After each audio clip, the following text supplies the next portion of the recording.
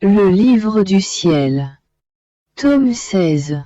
Alors, les pures joies de la création et nos divertissements innocents ne seront plus interrompus sur la surface de la terre. Et même s'il n'y avait qu'une personne à chaque génération qui vive dans notre volonté, ce serait toujours fait pour nous. Quand il y a fête, il y a toujours plus de manifestations et on donne plus généreusement. Oh! Que de bien ces personnes obtiendront pour la terre pendant que leur Créateur se délectera dans ces domaines. Donc, ma chère fille, sois attentive à mes enseignements. Car tout revient à me laisser former une loi. Non pas une loi terrestre, mais une loi céleste.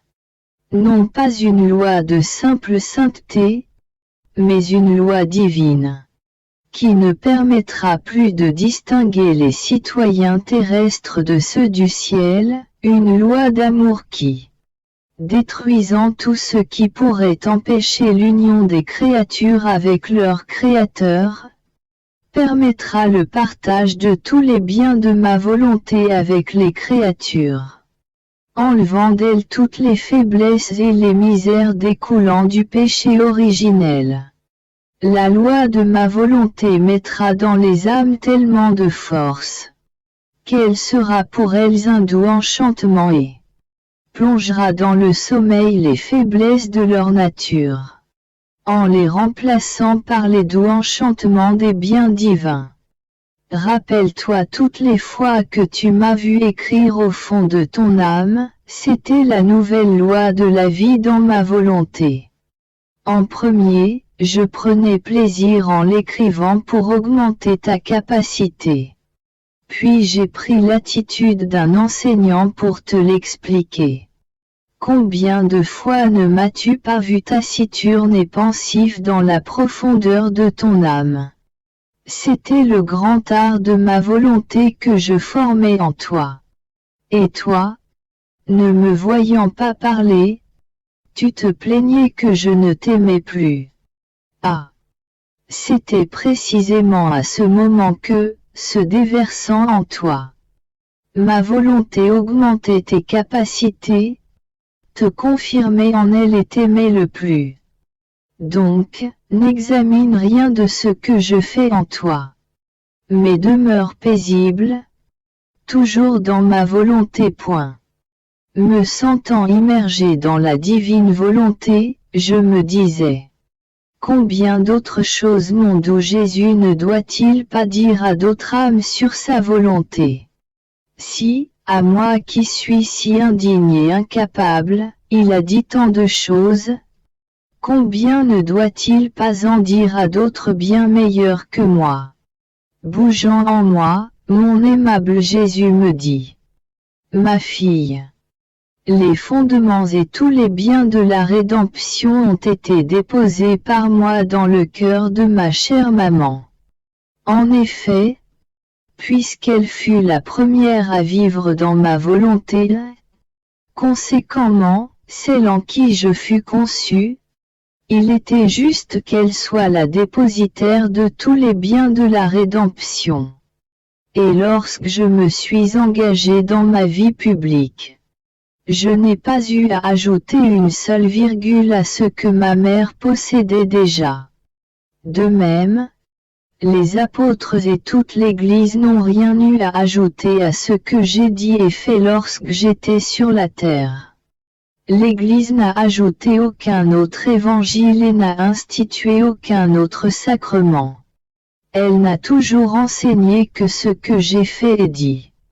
Il est nécessaire que celui qui est appelé à être le premier reçoive tous les fondements et tous les enseignements à être transmis par la suite à toutes les générations. C'est vrai que l'Église a commenté les évangiles et a beaucoup écrit sur tout ce que j'ai fait et dit, mais elle ne s'est jamais éloignée de la source, de mes enseignements originaux. Ce sera la même chose en ce qui concerne ma volonté. je placerai en toi tous les fondements et les enseignements nécessaires pour que la loi éternelle de ma volonté soit bien comprise. Et quand l'Église se chargera de donner des explications et des commentaires sur cette loi, elle ne s'éloignera jamais de la source première formée par moi. Et si quelqu'un voulait s'écarter de cela, il serait sans lumière, dans une profonde noirceur. Et s'il désirait de la lumière, il serait forcé de retourner à la source de mes enseignements déposés en toi. En entendant cela, je lui dis: Mon doux amour, lorsque des rois font des lois, ils appellent leurs ministres comme témoins de ces lois, lesquelles ils déposent entre leurs mains pour qu'ils les publient afin que les gens puissent en prendre connaissance et les observer. Moi, je ne suis pas un ministre, je suis toute petite et bonne à rien. Jésus reprit: Je ne suis pas comme les rois de la terre qui négocient avec les grands. J'aime mieux traiter avec les tout-petits parce qu'ils sont plus dociles, ne s'attribuent rien à eux-mêmes et ne s'en remettent qu'à ma bonté. J'ai quand même choisi l'un de mes ministres pour t'accompagner dans ta condition actuelle. Même si tu m'as beaucoup prié de te libérer de ces visites quotidiennes, je ne t'ai pas écouté. Et même si tu n'étais plus assujetti à tomber dans cet état, je ne permettrai pas que tu sois privé de son aide. La raison pour qu'un de mes ministres t'accompagnait, qu'il soit pleinement informé de la loi de ma volonté, qu'il en soit le témoin et le dépositaire et qu'en tant que fidèle ministre de mon Église, il fasse connaître ce si grand bien. À la suite de cette conversation, je fus tellement immergé dans la divine volonté que je me sentais comme dans une immense mer. Mon esprit y nageait et je prenais une goutte de divine volonté par-ci, une autre par-là. Les connaissances à son sujet se déversaient tellement en moi que je n'avais pas la capacité de toutes les recevoir. Je me suis dit: Combien profonde, haute, immense et sainte est ta volonté, ô mon Jésus! Tu veux réunir tout ce qui la concerne, et moi, toute petite, je m'y noie. Par conséquent, si tu veux que je comprenne ce que tu désires me faire comprendre, infuse-le en moi petit à petit. De cette manière, je serai capable de communiquer ces connaissances à ceux que tu voudras. Jésus reprit: Ma fille, ma volonté est en effet immense, elle contient tout de l'éternité. Si tu savais le bien que peut contenir un simple mot à son sujet ou une seule action faite en elle, tu serais étonné. Par une simple action faite dans ma volonté, la créature tient le ciel et la terre comme en son pouvoir. Ma volonté est la vie de tout et coule partout. Elle circule dans chaque affection, chaque battement de cœur, chaque pensée, dans tout ce que font les créatures. Elle coule dans chaque acte du Créateur, dans chaque bien que je fais, dans la lumière que j'envoie à l'intelligence, dans le pardon que j'accorde, dans l'amour que je donne, dans les âmes que j'enflamme, dans les bienheureux que je béatifie, en tout. Il n'est aucun bien émanant de moi, ni aucun point d'éternité où ma volonté n'occupe pas au moins une petite place. Oh! Comme ma volonté m'est précieuse, comme je la ressens inséparable de moi. Par conséquent, vogue en elle. Et tu toucheras de tes propres mains à ce que je te dis. Pendant qu'il disait cela, je plongeai dans l'immense mer de sa volonté, et j'y voguai. Mais qui peut tout dire? J'ai vogué partout et j'ai pu toucher de mes propres mains ce que Jésus me disait, mais je suis incapable de l'écrire. Si Jésus veut que je le fasse, il me donnera plus de capacité. Pour l'instant, je m'arrête ici. Pendant que je priais, je sentais mon aimable Jésus en moi. Priant à un moment, souffrant à un autre et travaillant à un autre. Il m'appelait souvent par mon nom et je lui disais: Jésus, que veux-tu? Que fais-tu? Tu me parais très occupé et très souffrant. Et quand tu m'appelles, accaparé par tes préoccupations, tu oublies que tu m'as appelé et tu ne me dis rien point. Jésus me répondit: Ma fille, je suis très occupé, car j'apporte toutes les données de la vie dans ma volonté. C'est nécessaire que je fasse cela d'abord en toi. Et pendant que je le fais, j'illumine tout ton intérieur de la lumière infinie de ma volonté, afin que ta petite volonté humaine soit pleinement unie à la mienne et en reçoive tous les biens qu'elle veut donner à la volonté humaine. Tu dois savoir que, lorsque la divinité créa l'humanité, elle déploya tout ce qu'elle allait donner à l'homme. Ses dons, ses grâces, ses caresses, ses baisers et l'amour qu'elle allait lui manifester. De la même façon qu'elle lui avait livré le soleil, les étoiles, l'azur des cieux, et toutes les autres choses. Elle avait aussi rangé tous les dons avec lesquels elle devait enrichir son âme. Quand l'homme se retira de la volonté suprême, il rejeta tous ses dons. Mais la divinité n'effaça pas ceux-ci totalement. Elle les laissa en suspens dans la divine volonté en attendant que la volonté humaine revienne à l'ordre original en se rattachant de nouveau à la volonté de Dieu. C'est ainsi que sont en suspens dans ma volonté l'amour raffiné, les baisers, les caresses, les dons, les communications et mes plaisirs innocents que j'aurais vécu avec Adam s'il n'avait pas péché. En rétablissant la loi de la vie dans ma volonté veut livrer tous ses biens qu'elle a décrété de donner aux créatures et qui sont en suspens entre le Créateur et les créatures.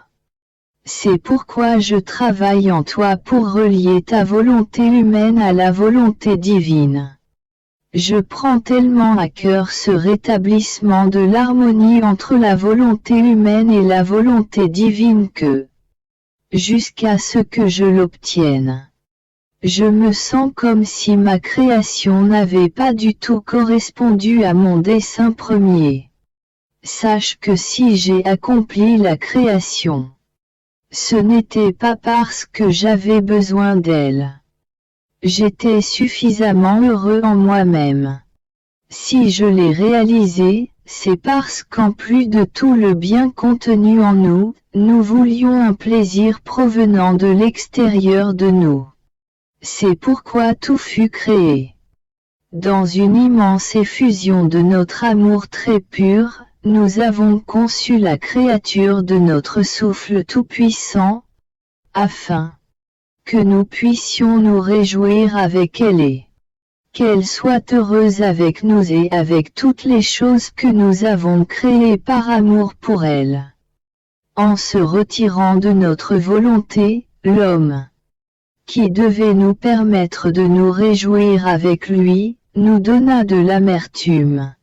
Car, au lieu de s'amuser avec nous, il s'amusa égoïstement avec les choses créées par nous et avec ses propres passions, nous mettant ainsi de côté Cela n'était-il pas mettre la création sans dessus-dessous en entravant notre objectif premier? Vois donc combien il est nécessaire que nous restaurions nos droits et que la créature réintègre notre sein. L'homme doit faire marche arrière en se liant de nouveau à notre volonté par un lien indissoluble. Il doit renoncer à sa volonté pour vivre de la nôtre. C'est pourquoi je travaille dans ton âme. Quant à toi, conforme-toi au travail de ton Jésus qui désire t'en ramener sur terre les dons et les grâces en suspendant sa volonté. Je m'interrogeais sur la manière dont les pensées, les paroles et les actes de Jésus peuvent se prolonger en celles des créatures. Bougeant en moi, mon Jésus bien-aimé me dit: rien de cela ne devrait te surprendre. En moi, il y a la divinité avec la lumière infinie de mon éternelle volonté, par laquelle je peux voir très facilement chaque pensée, chaque mot, chaque battement de cœur, chaque acte des créatures. Quand je pense, par ma lumière, ma pensée rejoint les pensées des créatures et il en va ainsi pour mes paroles et tout ce que je fais et souffre. Le soleil a lui aussi cette propriété, sa lumière est unique.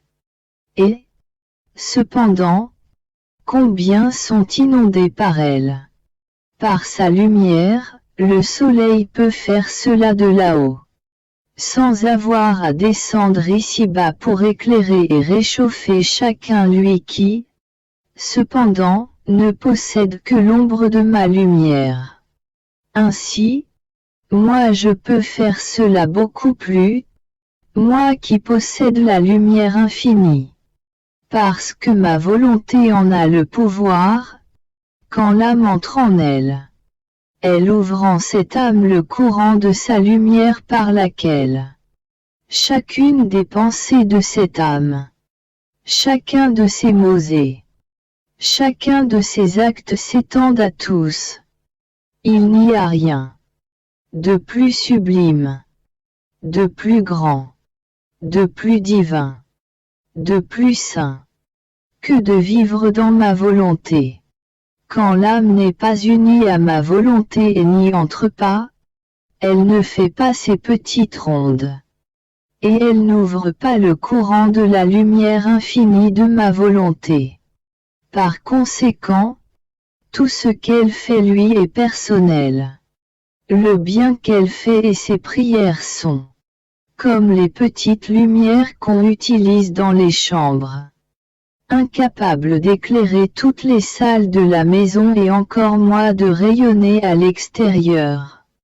Et si l'huile manque à l'âme, c'est-à-dire si elle cesse de produire des actes, sa petite lumière s'éteint et tombe dans le noir.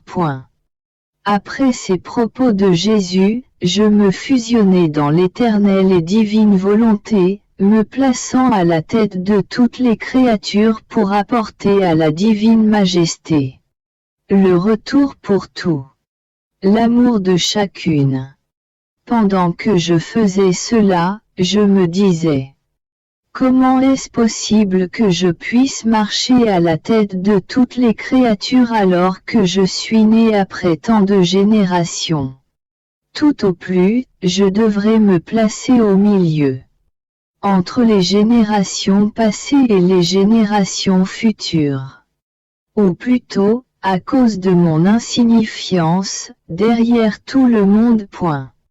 Bougeant en moi, mon aimable Jésus me dit: ma fille, la création tout entière a été faite pour que tous accomplissent ma volonté. La vie des créatures devait couler dans ma volonté comme le sang coule dans les veines. Les créatures devaient vivre dans ma volonté comme mes propres enfants.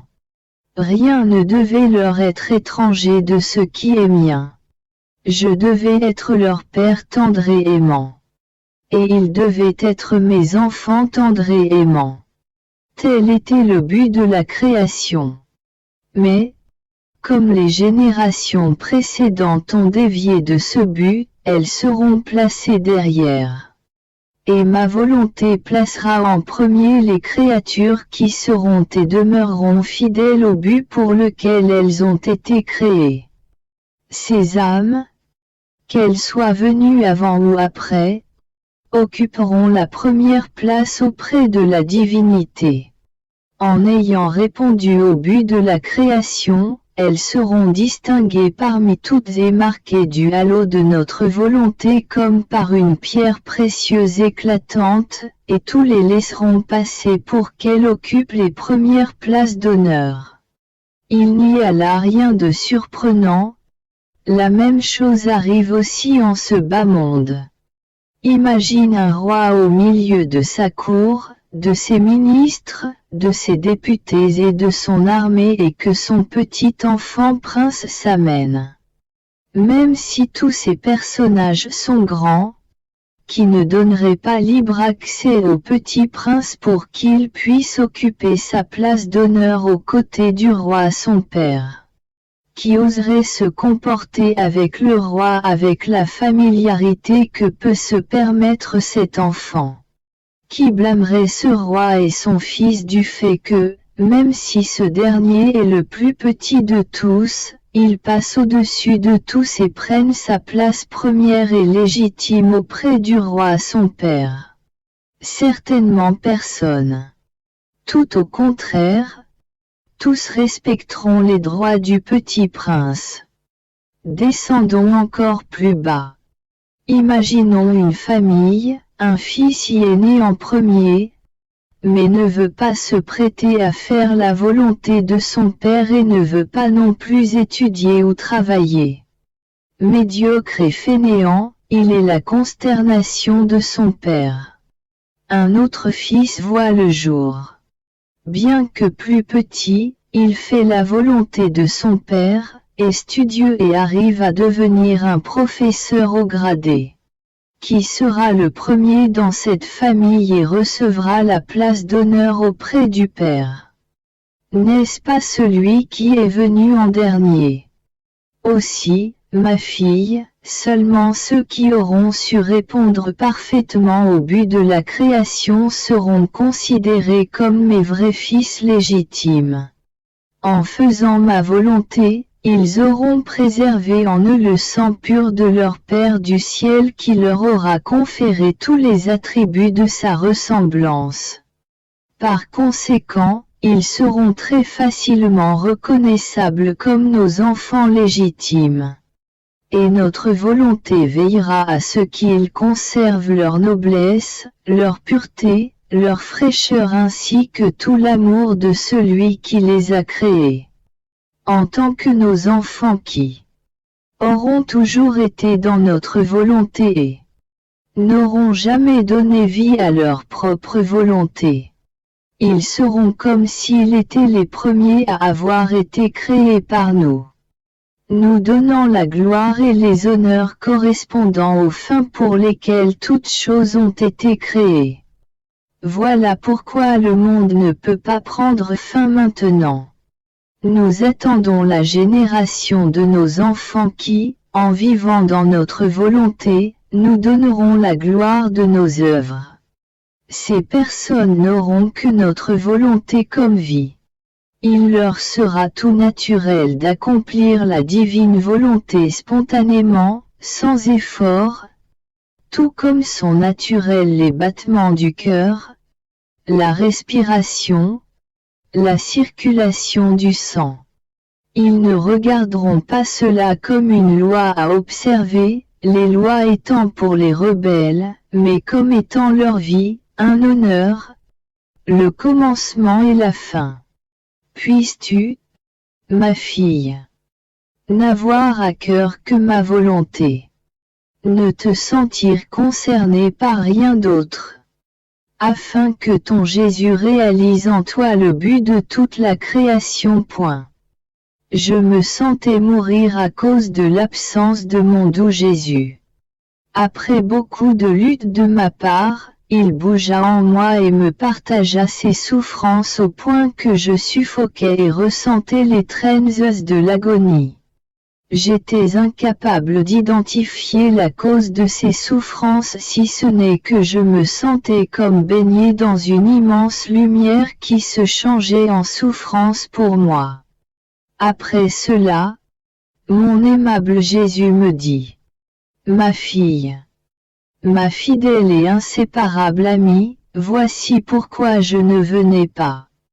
Mes souffrances étaient si grandes que je craignais que ma venue m'amène à te faire partager ces souffrances et d'avoir à souffrir de te voir souffrir à cause de moi. Point.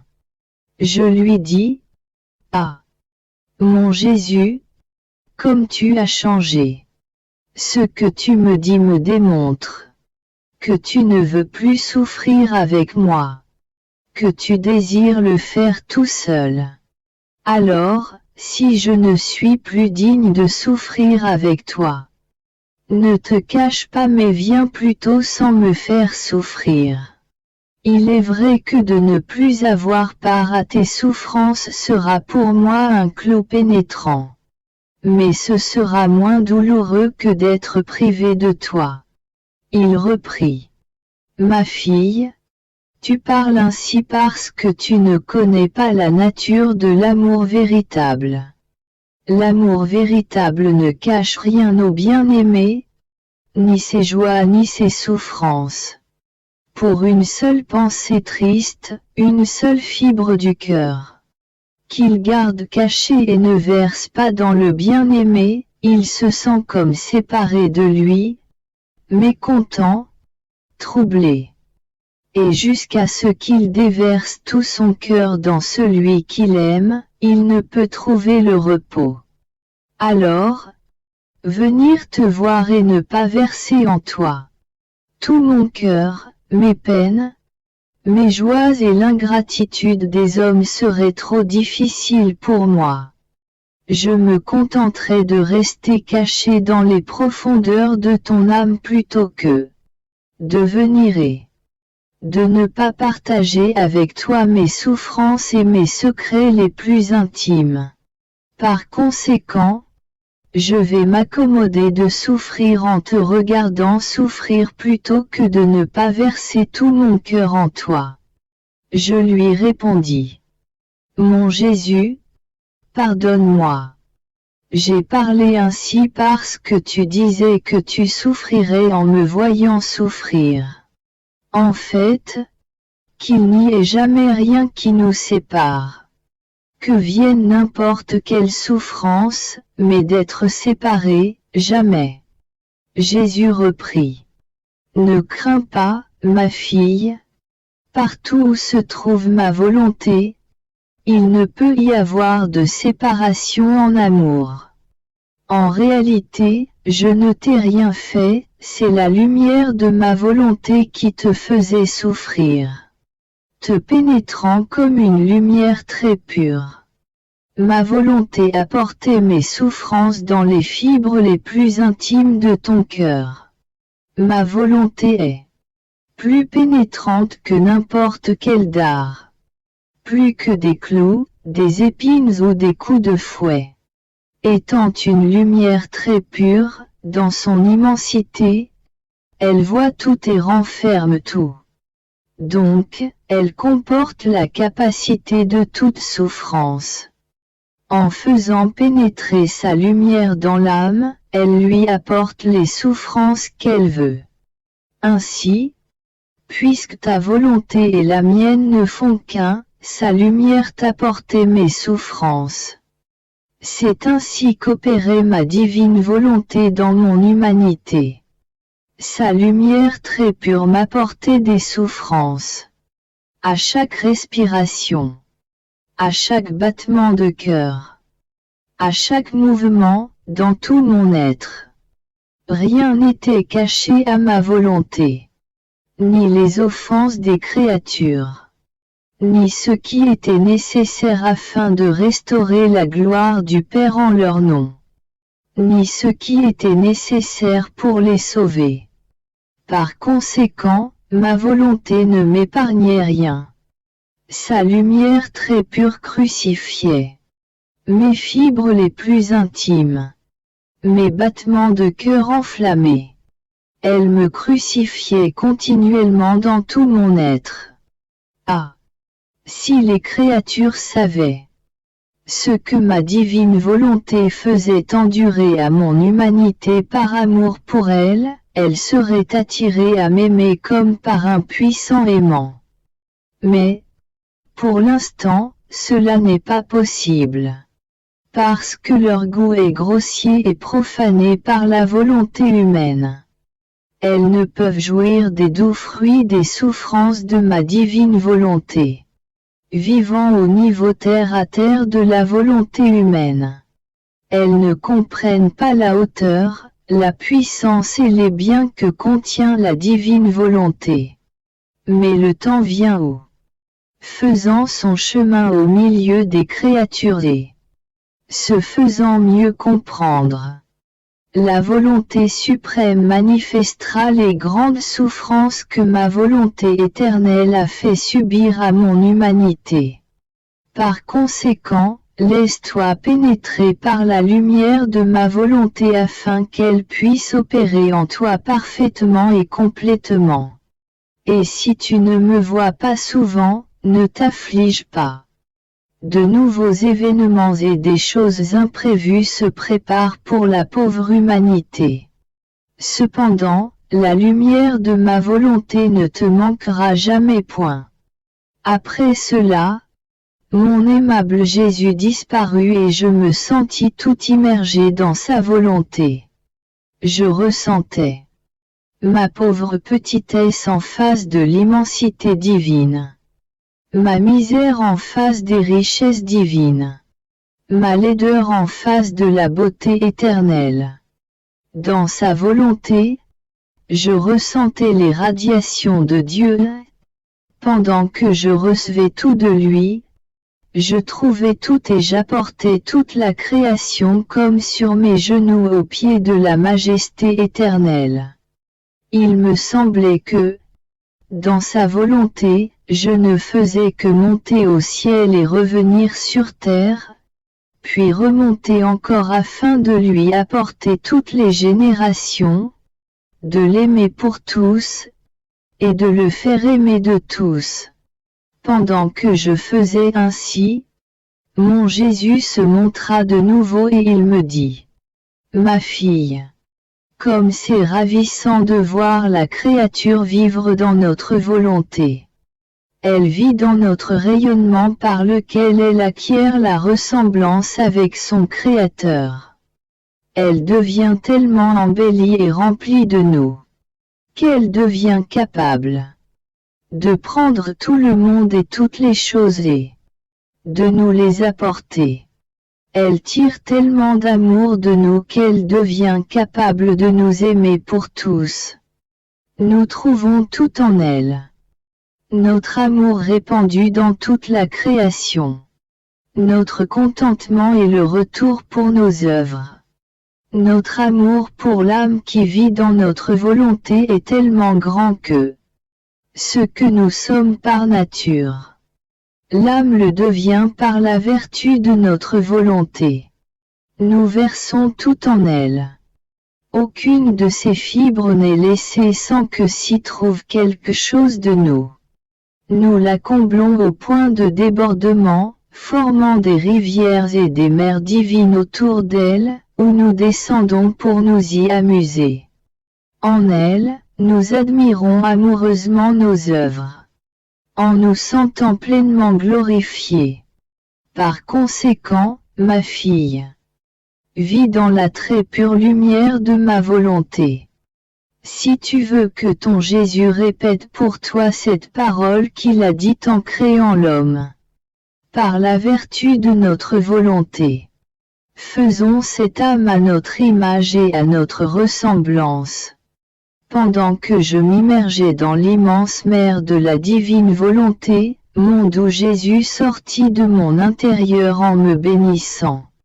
Après m'avoir béni, il entoura mon cou de ses bras et il me dit, « Ma fille, je bénis ton cœur, tes battements de cœur, tes affections, tes paroles, tes pensées et même tes plus petits mouvements, afin que tout en toi soit investi d'une vertu divine. Ainsi, dans ma volonté et en vertu de cette bénédiction, tout en toi pourra diffuser cette divine vertu et me multiplier en chacune des créatures, de manière à me donner l'amour et la gloire comme si tous avaient ma vie en eux. Par conséquent, entre dans ma volonté. Promène-toi entre le ciel et la terre et visite chacun. Ma volonté est une lumière très pure possédant l'omniscience. Celle-ci est comme un passeport permettant d'entrer dans les endroits les plus cachés, les fibres les plus secrètes, les abîmes les plus profonds, les espaces les plus élevés. Ce passeport n'a besoin d'aucune signature pour être valide. Il l'est par lui-même. Et comme il est la lumière qui descend d'en haut, personne ne peut empêcher sa marche ou bloquer son entrée. Il est roi de toutes choses et a autorité partout. Donc, place tes pensées, tes paroles, tes battements de cœur, tes souffrances et tout ton être en circulation dans ma volonté. Ne laisse rien en toi afin que, par le passeport de la lumière de ma volonté et par ma divine vertu, tu puisses entrer dans chaque action des créatures et multiplier ma vie en chacune. Oh! Comme je serais heureux de voir que, par la vertu de ma volonté, les créatures rempliront le ciel et la terre avec autant de mes vies qu'il y a de créatures. Après ces paroles de Jésus, je m'abandonnai dans la volonté suprême. Circulant en elle, je fis couler mes pensées, mes paroles, mes réparations, etc. Dans chaque intelligence créée, dans tous les travaux humains. Pendant que je faisais ainsi, Jésus était formé. Oh! Comme il était ravissant de voir beaucoup de Jésus. Partout où le passeport de la lumière de la volonté éternelle passait. Après cela, je réintégrai mon corps et trouvai Jésus accroché à mon cou, m'enlaçant complètement. Il semblait faire la fête comme si j'étais la cause de la multiplication de sa vie, ce qui lui donnait l'honneur et la gloire d'autant de vie divine. Alors je lui dis: mon amour, ça ne me semble pas possible que j'ai pu multiplier ta vie pour te donner le grand honneur de tant de vie divine.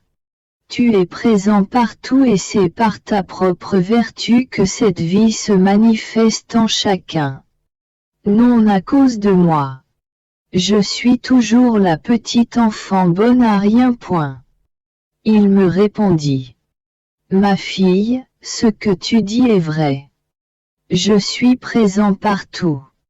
Et c'est ma puissance, mon immensité et mon omniscience qui me permettent de me trouver partout. Ce ne sont pas l'amour ou les actions des créatures dans ma volonté qui font que je suis partout et que je me multiplie. Mais, quand l'âme entre dans ma volonté, c'est son amour. Ce sont ses actions remplies de la vertu divine qui font que ma vie s'élève. Cela, suivant la manière plus ou moins parfaite dont ces actions sont accomplies. La raison pour laquelle je suis en fait est que tu as pris ce qui est mien et tu m'as redonné mon amour, ma gloire, et même ma propre vie. Ma satisfaction est si grande que la créature ne peut le comprendre pendant qu'elle vit en exil.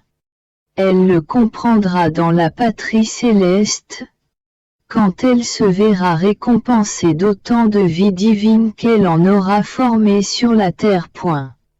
J'ai exposé au confesseur ce qui est écrit plus haut. Celui-ci me dit qu'il n'était pas convaincu que ces choses étaient vraies. Que, si c'était le cas, quelqu'un aurait dû voir le monde changer, du moins en partie, ce matin-là. Ainsi, je restais hésitante à écrire ou dire quelque chose de plus. Quand Jésus arriva, je m'abandonnai dans ses bras et déversai mon cœur en lui. Je lui dis ce que mon confesseur pensait, que, pour croire, les gens voudront voir des choses prodigieuses, des miracles. Me serrant contre lui, mon Jésus bien-aimé, comme pour dissiper mes doutes, me dit: Ma fille, courage, ne perds pas cœur. Si ce n'était pas nécessaire que tu écrives, je ne t'aurais pas astreinte à ce sacrifice. Tu dois savoir que les vérités que je te fais connaître au sujet de ma volonté, des choses que les créatures doivent faire pour y vivre, sont comme divers aimants, saveurs, attraits, mais, harmonie, parfum, lumière. Chaque chose dont je te parle renferme sa particularité propre. Par conséquent, en ne faisant pas connaître tous les biens qui sont dans ma volonté, ou jusqu'où l'âme peut atteindre en vivant en elle, tu seras la cause de l'absence, soit d'un appât afin de capturer les âmes, soit d'un aimant pour les attirer, soit d'une nourriture pour les rassasier. Alors la parfaite harmonie de la vie dans ma volonté, le plaisir de ses parfums et sa lumière pour guider les âmes ne seront pas connus.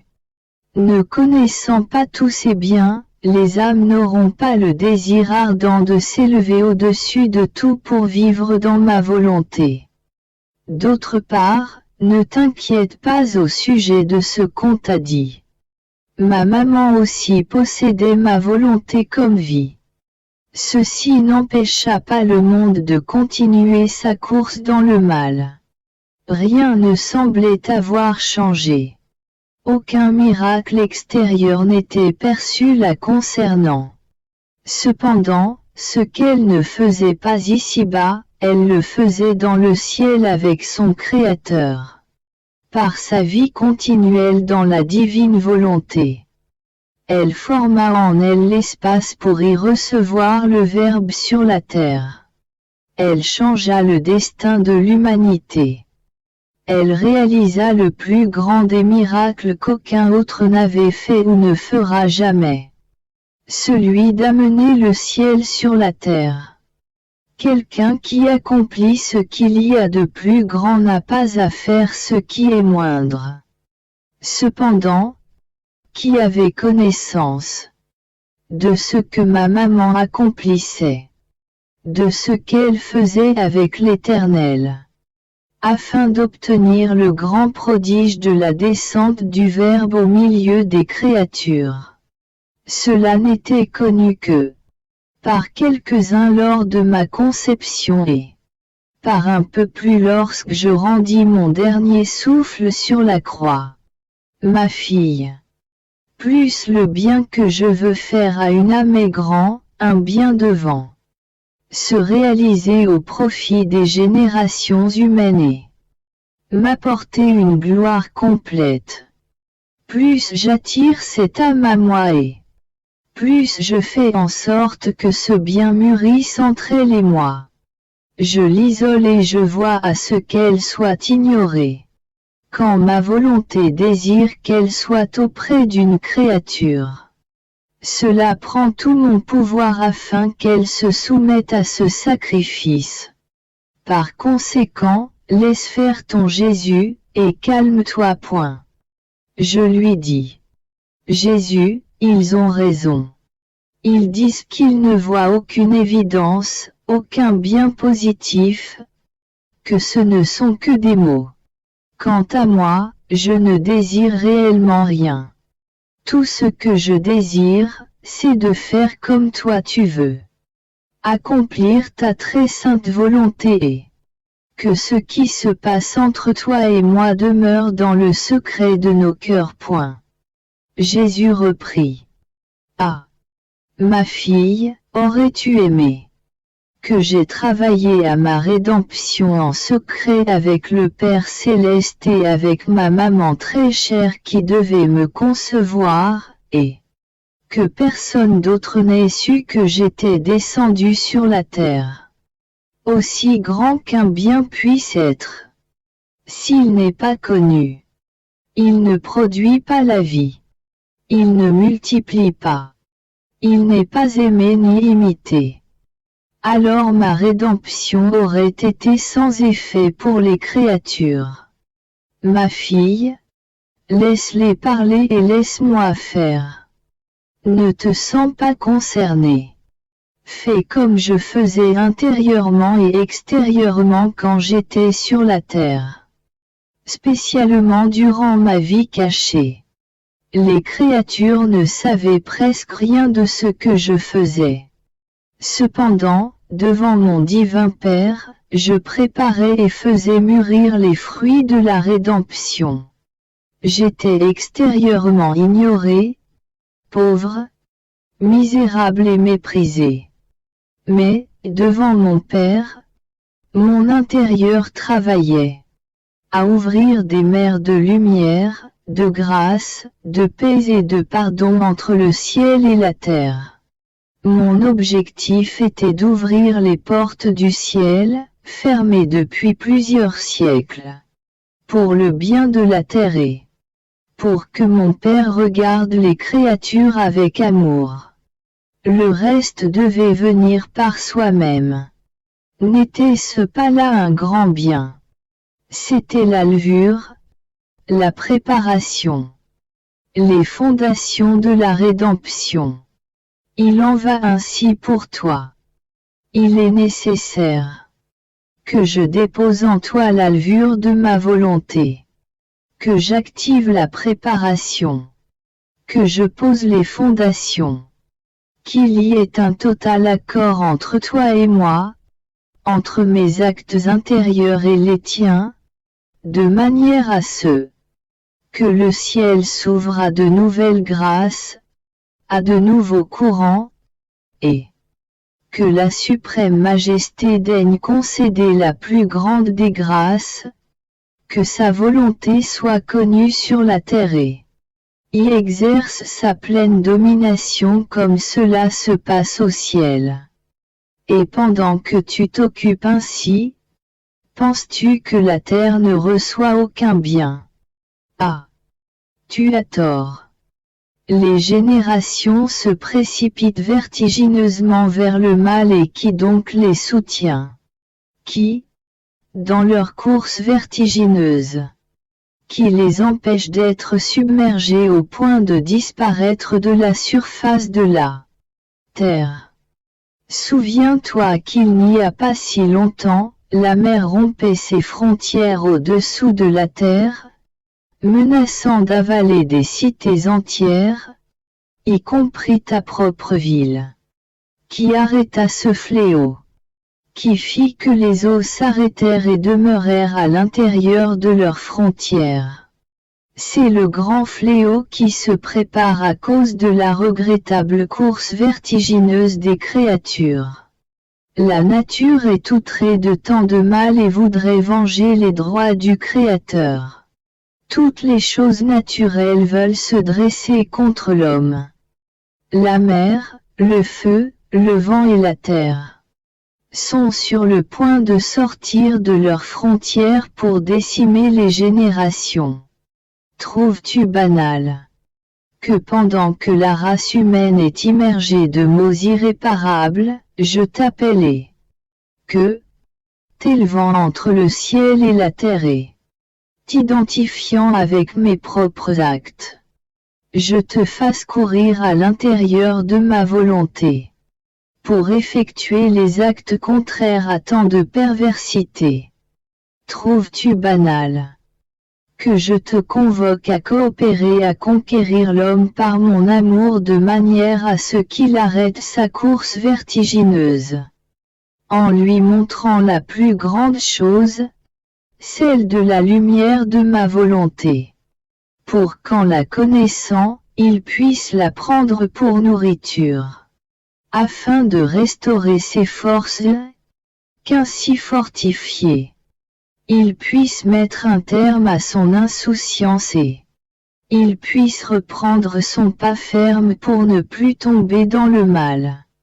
Ensuite, mon Jésus disparut et je me trouvai encore plus amer en pensant à la vilaine course vertigineuse des créatures et aux troubles que la nature leur causera.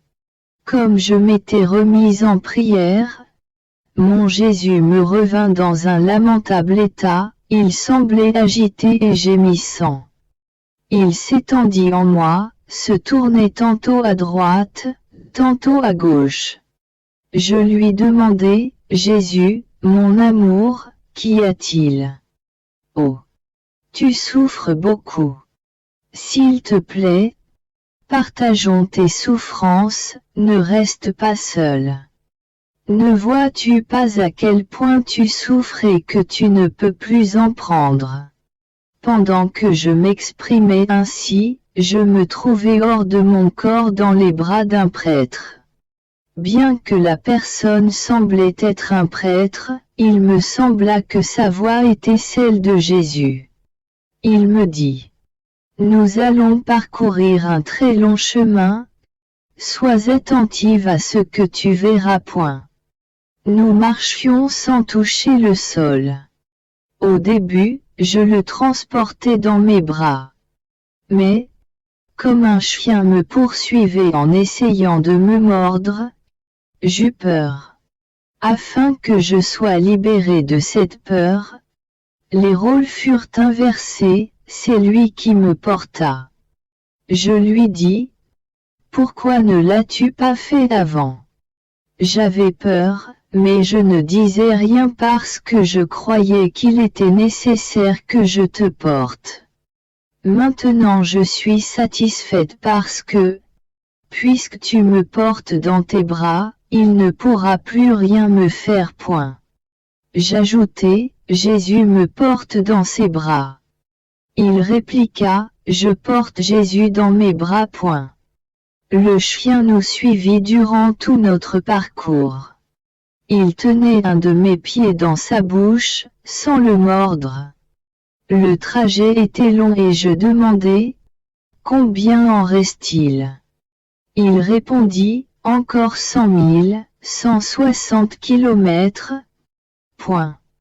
Puis, comme je demandais cela de nouveau, il dit: Encore 30, 48. Point. Et ainsi de suite jusqu'à ce que nous arrivions à la cité. Et que dire de ce qu'on pouvait voir le long du chemin? À certains endroits, des villes réduites à un amas de pierres. Ailleurs, des terres inondées et des villes ensevelies sous l'eau. Ou encore des rivières ou des mers sorties de leur lit. À d'autres endroits, des gouffres béants remplis de feu. Il me semblait que tous les éléments s'étaient mis d'accord pour s'attaquer aux générations humaines en façonnant des tombeaux pour les y placer. Ce qui était le plus horrifiant, c'était l'esprit malfaisant des créatures.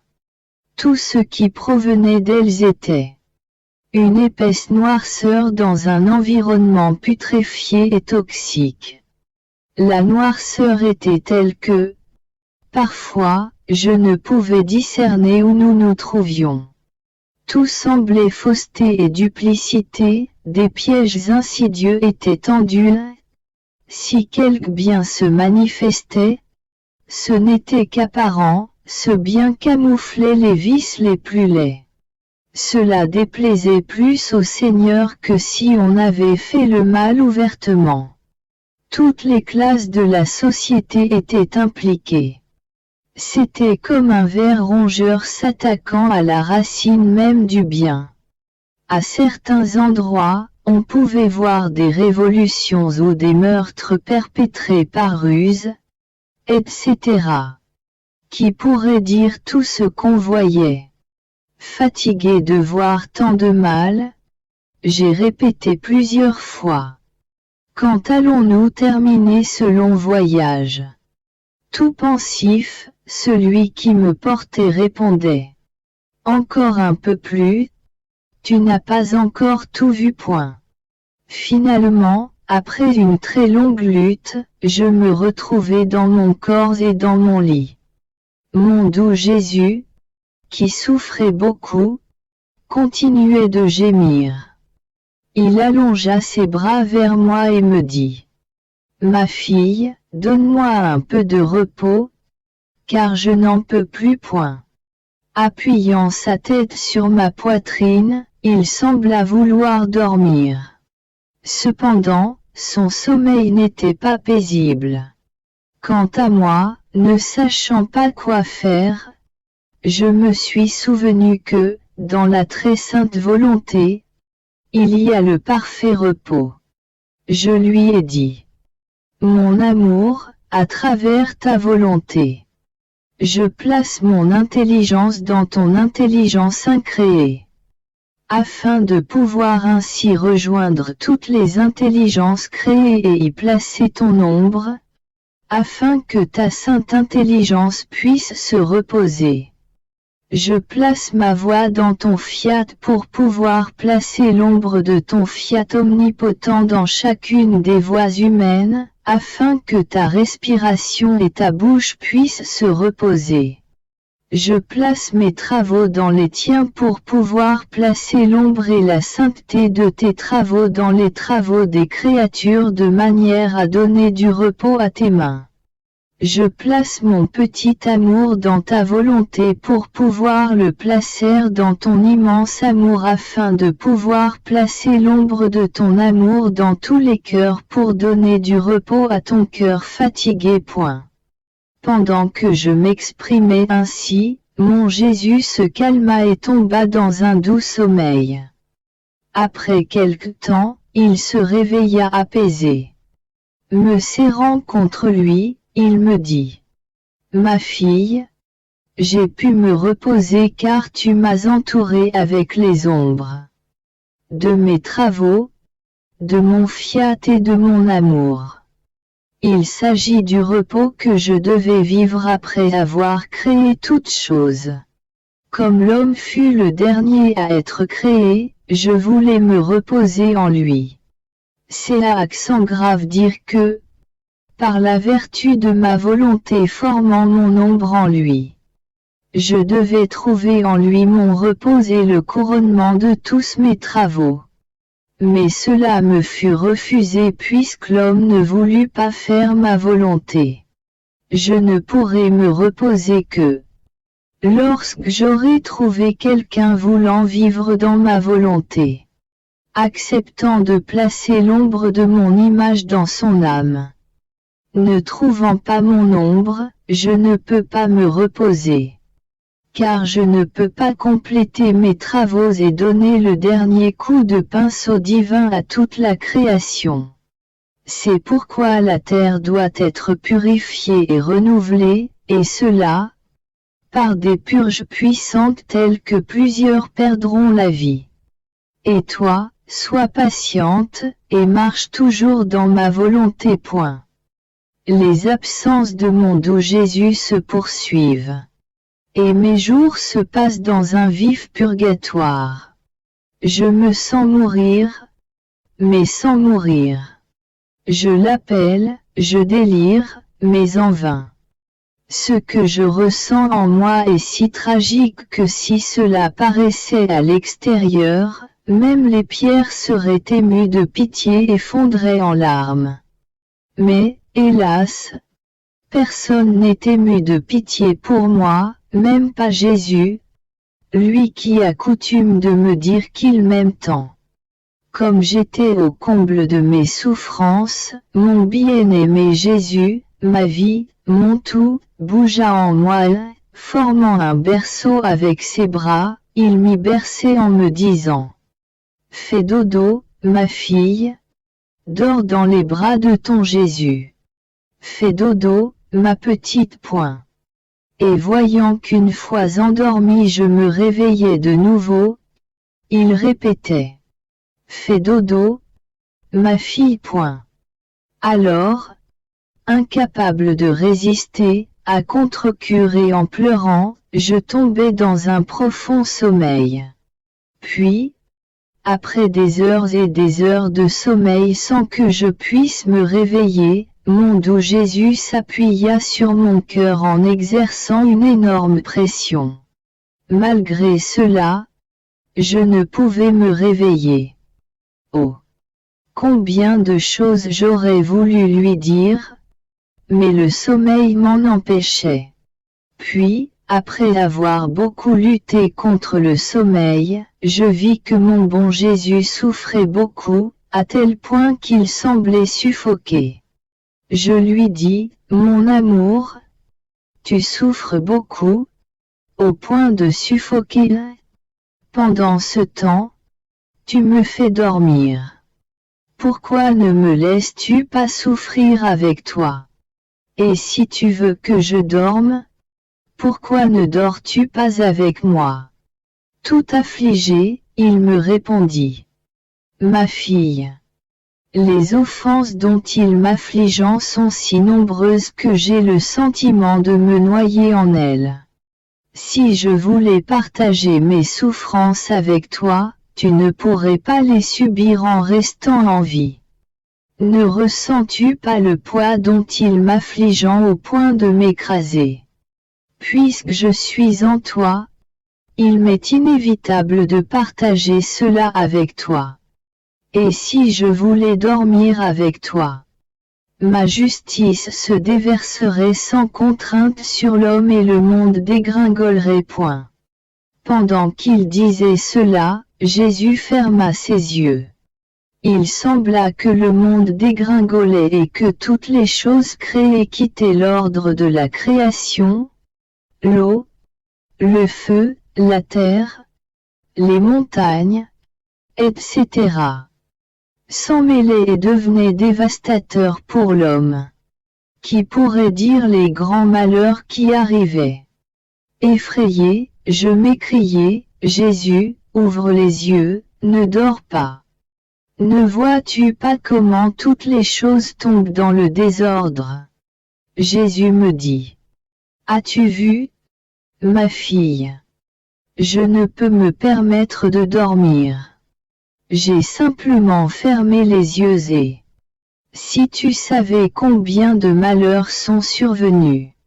Pour toi, il est nécessaire que tu dormes afin que tu ne succombes pas complètement. Cependant, sache que je te place au centre de ma volonté de telle manière que ton sommeil aussi soit un rempart contre ma justice qui, avec raison, veut se déverser contre les hommes.